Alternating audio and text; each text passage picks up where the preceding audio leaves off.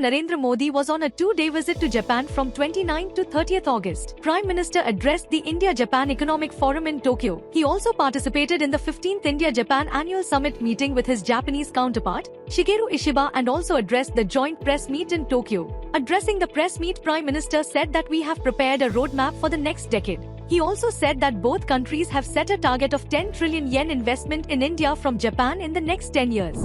Prime Minister Narendra Modi held delegation-level talks with his counterpart from Fiji, Sitiveni Rabuka, in New Delhi on 25th August. India and Fiji exchanged Memorandum of Understanding on health standardization, banking capacity building, and quick impact projects. Defence Minister Rajnath Singh commissioned two of the Indian Navy's advanced frontline frigates, INS Udaygiri and INS Himgiri, in Visakhapatnam on 26th August. Both vessels are capable of executing a full spectrum of maritime missions. Union Home Minister and Minister of Cooperation Amit Shah inaugurated a two-day workshop on the Vibrant Villages program in New Delhi on 25th August. In his address, the minister said that the Vibrant Villages program is boosting employment by promoting infrastructure preservation and promotion of culture and tourism in border villages.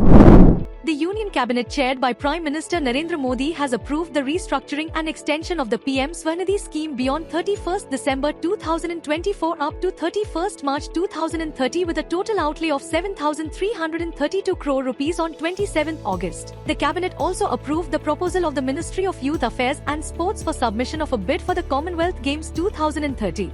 In the railway sector, the Cabinet approved multi-tracking of 3 projects benefiting Karnataka, Telangana, Bihar and Assam, along with a new rail line to connect far-flung areas of Kutch, Gujarat, with total cost of 12,328 crore rupees.